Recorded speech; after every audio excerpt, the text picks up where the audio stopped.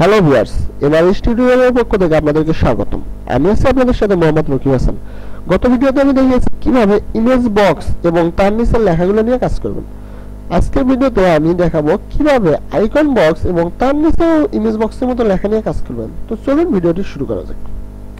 প্রথমে আমাদেরকে একটি সেকশন নিতে হবে। পূর্বের মতো করে আমরা একটি সেকশন নিয়ে নেব।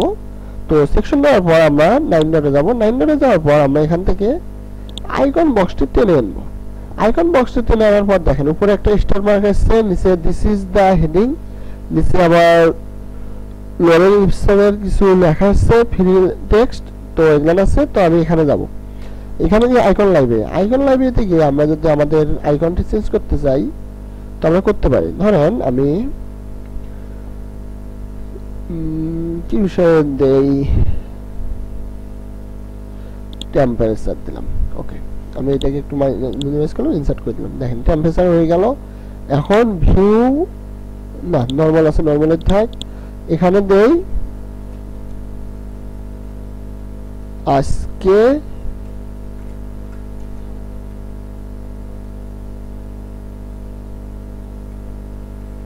বাংলাদেশের তাপমাত্রা।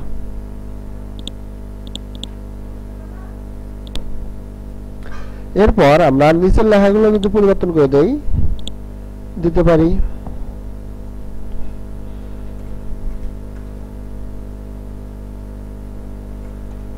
বাংলাদেশ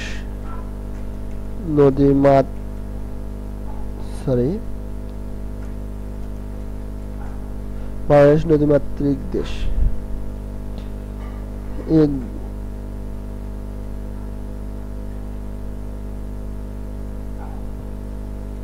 এ দেশে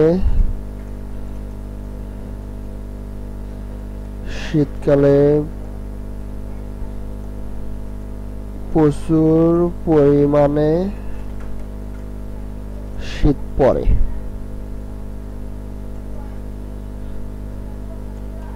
তাই শীতকালে এ দেশের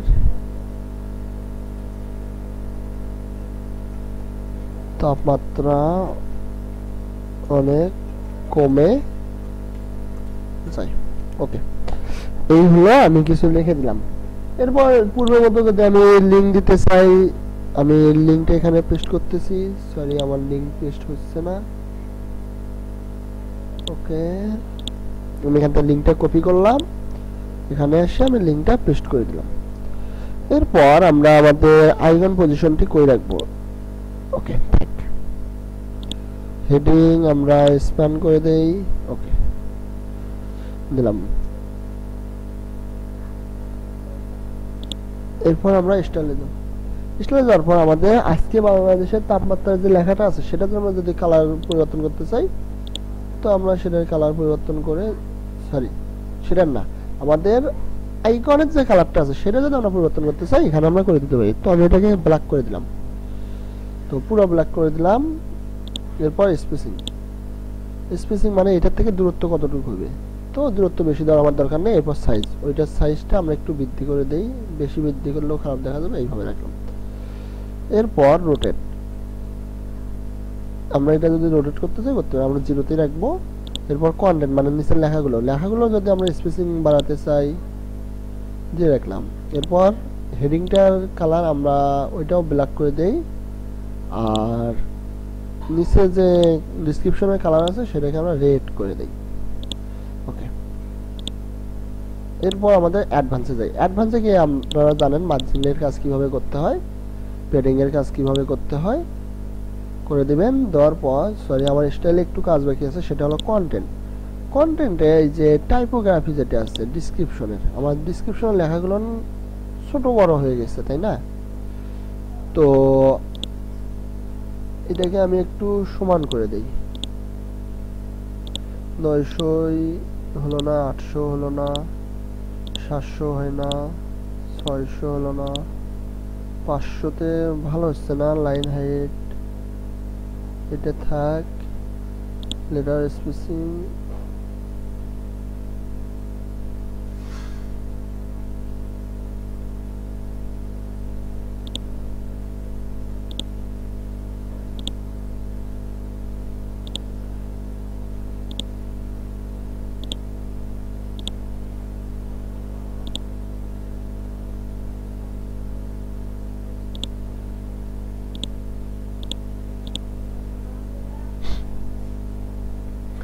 ওকে, তাহলে আমাদের লেখাটা আমরা একটু অ্যালাইনমেন্টটা সমান করে দিলাম। এখানে আমার একটু সমস্যা হয়েছিল, তো এইটা করে দিলাম, আর এটা টেম্পারেচারটা আমরা মিডলে করে দিই।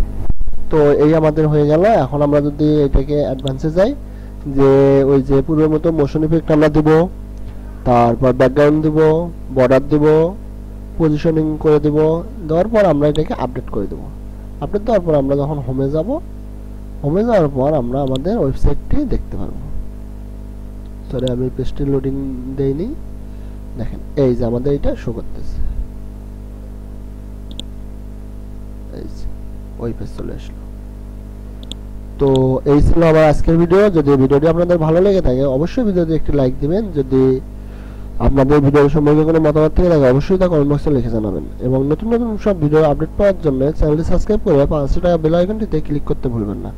ধন্যবাদ সবাইকে, ভালো থাকবেন।